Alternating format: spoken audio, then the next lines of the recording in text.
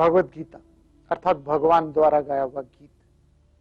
ये गीत हमारे जीवन में सुर लाता है। इस बेसुरे जीवन में सुर लाने के लिए, इस बेरस जीवन में रस भरने के लिए भगवान कृष्ण ने हमें और आपको गीता रूपी गीत सुनाया।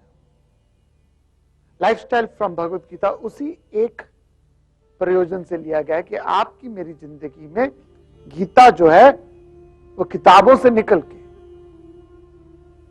वो लाइब्रेरी से निकल के एक हैंडी बुक बने, एक ऐसी किताब जिसका आप हमेशा यूज कर सकते हो।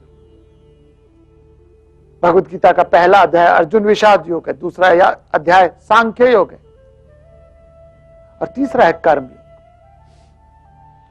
कर्म योग, योग फॉर एक्शन। अर्जुन ने पहले 2 श्लोकों में भगवान कृष्ण से कहा कि यदि आप ज्ञान को श्रेष्ठ मानते हो कर्म से, क्योंकि भगवान जी ने कहा कर्म को ज्ञान से कर, तो अर्जुन सोचने लगा ज्ञान श्रेष्ठ है कर्म से। तो अर्जुन कहने लगा यदि आप ज्ञान को कर्म से श्रेष्ठ मानते हो तो मुझे इस घोर कर्म में क्यों लगा रहे हो? घोर कर्म है, युद्ध जैसे घोर कर्म में मुझे क्यों लगा रहे हो? भगवान जी कहने लगे कि आदमी एक क्षण भी बिना कर्म के नहीं रह सकता। ये बात आप समझ लीजिए। नहीं कश्चित क्षण अपि जातु तिष्ठत् कर्म कृत, कि आदमी एक क्षण भी बिना कर्म के नहीं रह सकता। ओनली चॉइस ये है कि कौन सा कर्म करे। और कर्म हम करते क्यों हैं? कोई भी काम आप क्यों करते हो? क्योंकि डिजायर है, वासना है। वासना का दूसरा नाम डिजायर्स है। मान लीजिए आप में वासना है, डिजायर्स है, और रविशंकर जी का सितार वादन का दिल्ली में कार्यक्रम है, और अगर डिजायर बिल्कुल नहीं है तो पूरे न्यूज़पेपर का एड भी आपको नजर नहीं आएगा। और गर्व आपके अंदर इच्छा है तो छोटी से छोटा विज्ञापन भी नजर आ जाएगा। तो आप और मैं संसार में कौन सा काम करते हैं? जिसकी स्ट्रांग इच्छा है। और कई लोग ये तो रहा है कि लोगों के अंदर इच्छा तो होती है लेकिन शो ऐसे करते हैं कि मुझे तो कोई डिजायर ही नहीं। और अगर आप अपनी इच्छाओं को दबा के, अपनी इच्छाओं को सोचते हो कि मेरे में तो इच्छा नहीं है, और बाहर से शो करते हो साधु संत का बर्ताव, ऐसे व्यक्ति को भगवान कृष्ण क्या कहते हैं? देखते हैं भगवत गीता के 3 अध्याय के 6 श्लोक।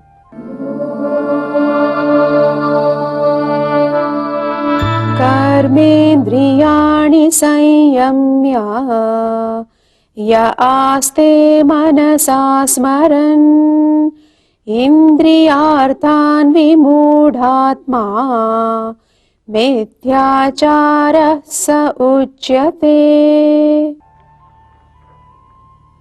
कर्मेंद्रियानि संयम्य, जो कर्मेंद्रियों को संयम नहीं कर सकता,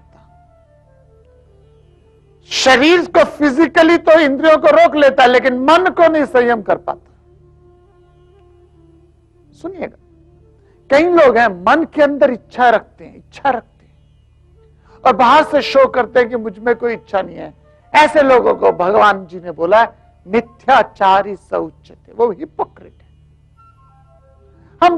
हम दिखावा करते हैं ज्ञानी का, हम दिखावा करते हैं योगी का, लेकिन बसी हुई है कामना अंदर। इसलिए वो लोग ज्यादा श्रेष्ठ हैं जो कहते हैं कि मेरे में डिजायर है, कम से कम सत्य तो बोलते हैं। और अगर आप अंदर इच्छा रखते हो और बाहर शो ऑफ करते हो ऐसे कि मेरे में कोई इच्छा नहीं है, और कर्म करते नहीं। क्यों नहीं कर्म करते? क्योंकि मेहनत करनी पड़ती है, प्रयास करना पड़ता है। गंगा के नहाए से नर जो तर जाए तो वो मछली क्यों ना तर जाए जिसका गंगा जी में घर है। बड़े बड़े बाल रखने से नर तर जाए तो वो मोर क्यों ना तर जाए जिसके लंबे लंबे पर हैं। अरे तरेगा तो वही जिसके हृदय में हर है। बुल्ले शाह ने भी यही कहा, जे रब मिलता नात्या तोत्या तब मिलता डडुआ मच्छियां, जे रब मिलता विच मसीता तब मिलता चाम चढ़कियां, जे रब मिलता जंगल वेली तब मिलता गौआ बच्चियां। ओ बुलिया रब ओनू मिलता नीता जिना दिया चंगियां, हाजी लोग मकेवल जान दे मेरा रंज ही मेरा मक्का। तो कर्म क्या? नीता, एक्शन। चाहते क्या है हम? अंदर डिजायर है लेकिन बाहर शो ऑफ करेंगे मुझ में तो डिजायर नहीं। और अगर आप अपने अंतःकरण में डिजायर को दबा के, छुपा के रखते हो और बाहर शो करते हो तो वो दो जगह से निकलती है, या तो आंख से आंसू बन के या हार्ट से अटैक करके। ये ज्वालामुखी है, ज्वालामुखी है, और ज्वालामुखी के अंदर लावा फटक रहा है, बाहर नजर नहीं आ रहा, लेकिन जब बहता है तो भयंकर परिणाम होते हैं। और अर्जुन के साथ यही है। अर्जुन के अंदर युद्ध की इच्छा है, वो क्षत्रिय स्वभाव में, कर्म में, उसके अंदर कामना है, और वो कामना को छोड़ के कहता मैंने नहीं लड़ना। बाय द वे, परिवर्तन कभी भी एकदम नहीं होता, परिवर्तन हमेशा धीरे धीरे धीरे होता है। और अगर एकदम परिवर्तन हो तो गड़बड़ है, कुछ गड़बड़ है। अर्जुन के साथ यही हुआ, गांडीव हाथ में उठा के उसने लड़ाई के लिए सोचा, 13 साल सोचा, और एकदम अब कहने लगा मैंने नहीं लड़ना। इसका मतलब ये जो परिवर्तन है सही नहीं है। और वो बाहर से तो शो कर रहा है कि मैं वैरागी हो गया, बाहर से शो कर रहा है मैं तो ब्राह्मण का काम करूंगा, भिक्षा का पात्र लेके जीऊंगा। बाहर से वो शो कर रहा है कि मेरे में कोई इच्छा नहीं है, क्या करूंगा राज्य का, क्या करूंगा धन का, क्या करूंगा सत्ता का, लेकिन अंदर कामनाएं भरी हुई हैं। और गर ये अपने आप को इस डिसीजन को ले लेता है, गर वो डिसीजन ले लेता है कि कर्म को छोड़ के जंगल में जाके भिक्षा का पात्र लेके, तो भगवान जी उसे इनडायरेक्टली कह रहे हैं मिथ्याचारी सोचते, अब मिथ्याचारी हो, हिपोक्रेट हो। यहां अर्जुन की बात नहीं हो रही, आपकी मेरी बात हो रही है। अब पर हम क्या करते हैं, लड़की वालों के लिए लड़का रिश्ता जाता है, लड़के के लिए लड़की का रिश्ता है, लड़की के लिए लड़के का रिश्ता, लड़के वाले कहते हैं सानू तो कुछ नहीं चाहिए जी, साडी कुड़ी साडी कुड़ी, आपकी बेटी हमारी बेटी, हमें तो कुछ नहीं चाहिए, 2 कपड़ों में दे दो, हमें कुछ नहीं प्रॉब्लम। बाहर से शो कर रहे हैं वैरागी, लेकिन अंदर डिजायर भटक रही है, अंदर डिजायर भटकी हुई है कि कब कितना मिलेगा, दरानी को जिठानी को सबको साड़ियों की जेवरों की इच्छा, कौन देगा, लड़की वाले आके देंगे। और बाहर से शो क्या करते हैं कि मुझे कुछ नहीं चाहिए। मैं ये नहीं कहता कि आप बाहर से बताइए कि मुझे इच्छा है, लेकिन यदि बाहर से आप ये शो करते हो मुझ में डिजायर नहीं है और अंदर इच्छा है, तो हिपोक्रेट है। और हर दौर में इंसान की पहचान है आंखें।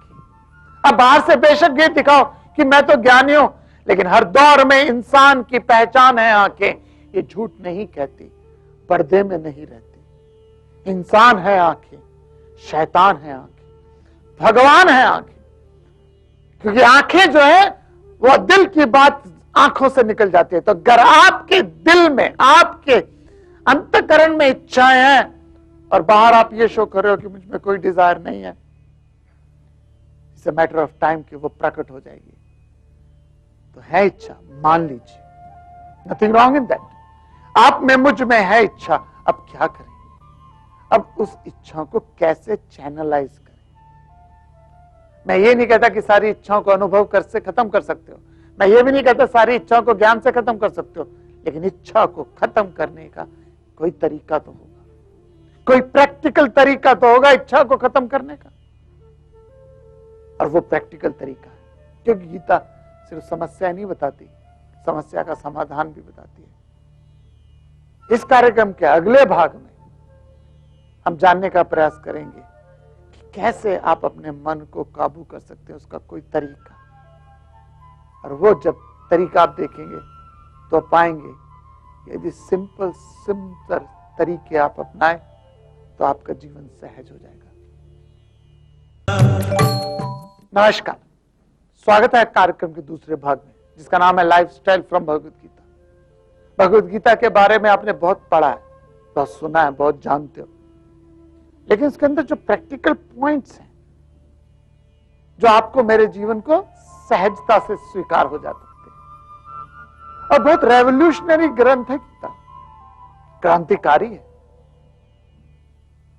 अपने जमाने का एक ऐसा ग्रंथ है जो उस समय से बहुत आगे था, जो आज के समय से भी बहुत आगे। अर्जुन को भगवान कृष्ण ने गीता के कई श्लोकों में कई प्रैक्टिकल टिप्स दी। कहा कि सह यज्ञ प्रजा सृष्टवा पुरोवाचा प्रजापति। सृष्टि की शुरुआत में, अनादि काल में, सृष्टि की शुरुआत में भगवान कृष्ण ने अर्जुन को कहा कि ब्रह्मा जी ने हर मनुष्य को एक बर्थडे गिफ्ट दी। वो क्या बोला? देखते हैं भगवत गीता का 3रा अध्याय और श्लोक नंबर 10।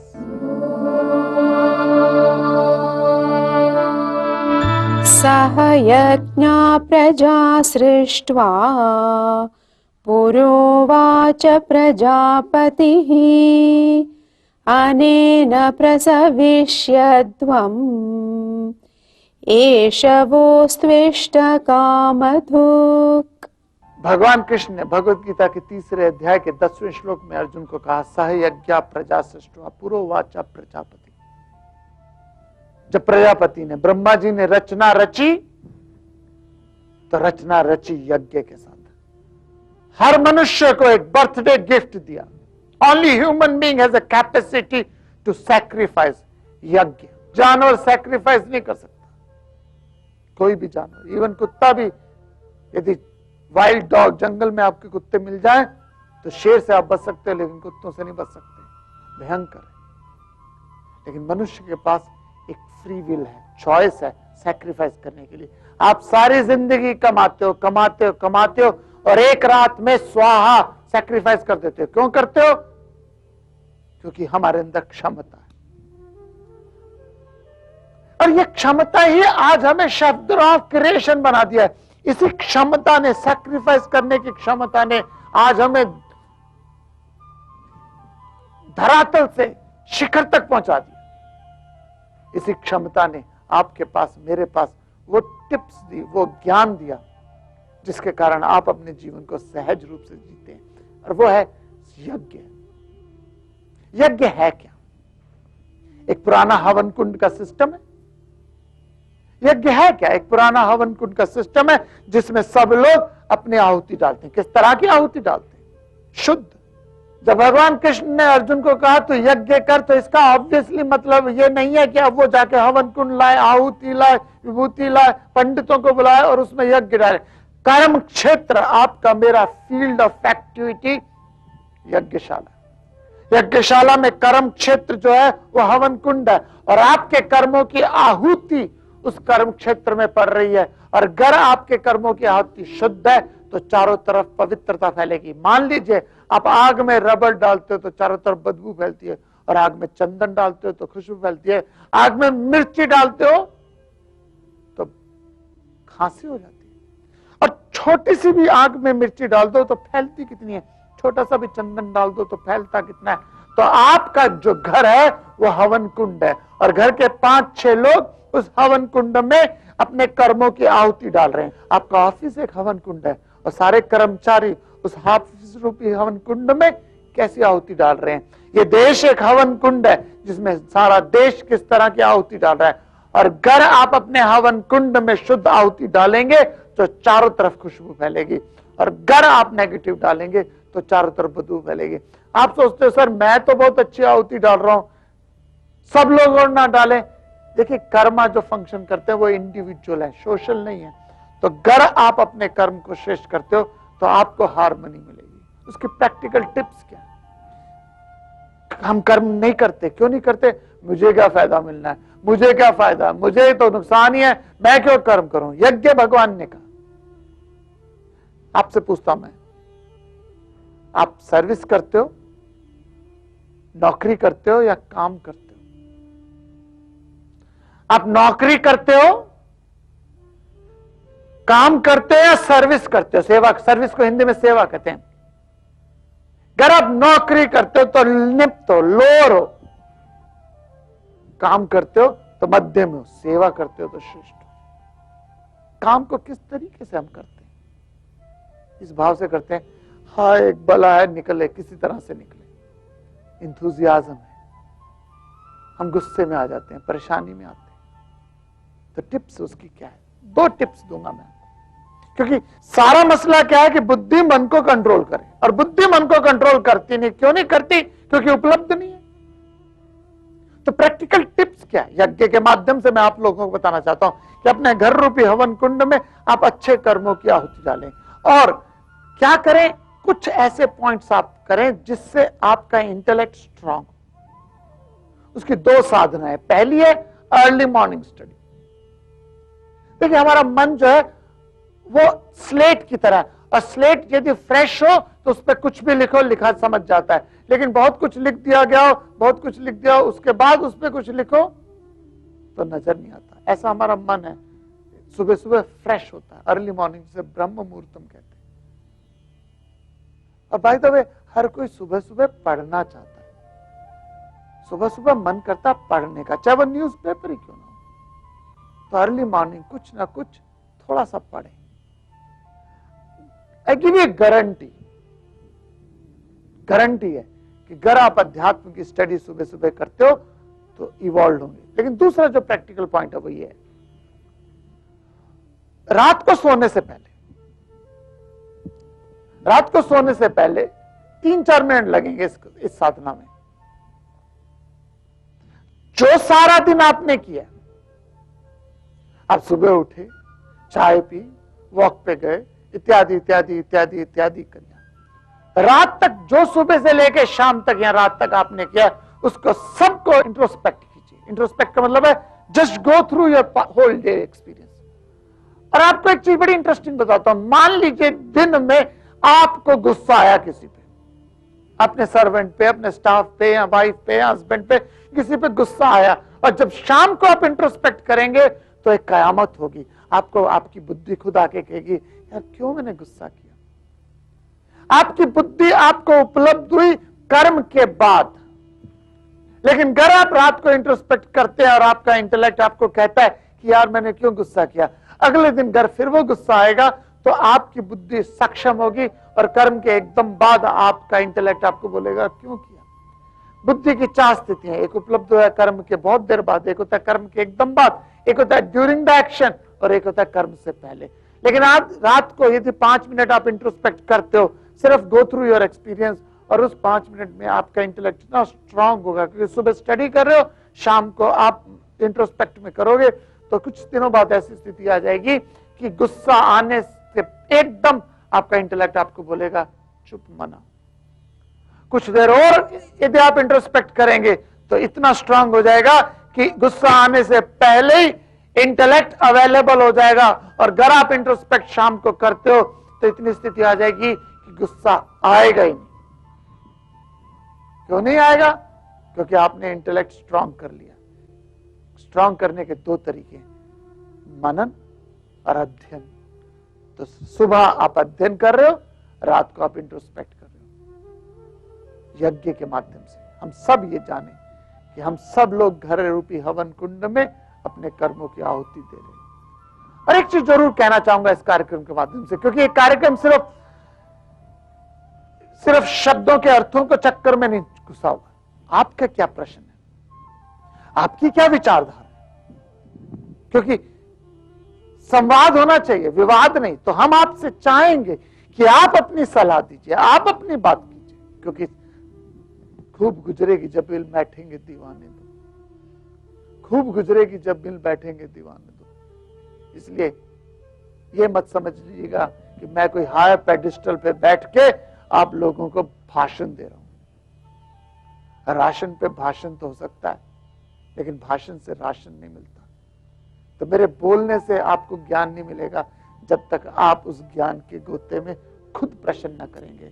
और अगर आपके जीवन में, मेरे जीवन में कोई ऐसी बात है जो हमारे जीवन को सुखी बना सकती है, अगर आपके जीवन की कोई ऐसी बात है और अगर मेरे जीवन की कोई ऐसी बात है, हम दोनों एक दूसरे से शेयर करेंगे, और शायद इसी को मॉडर्न सत्संग कहा जाता है। नमस्कार।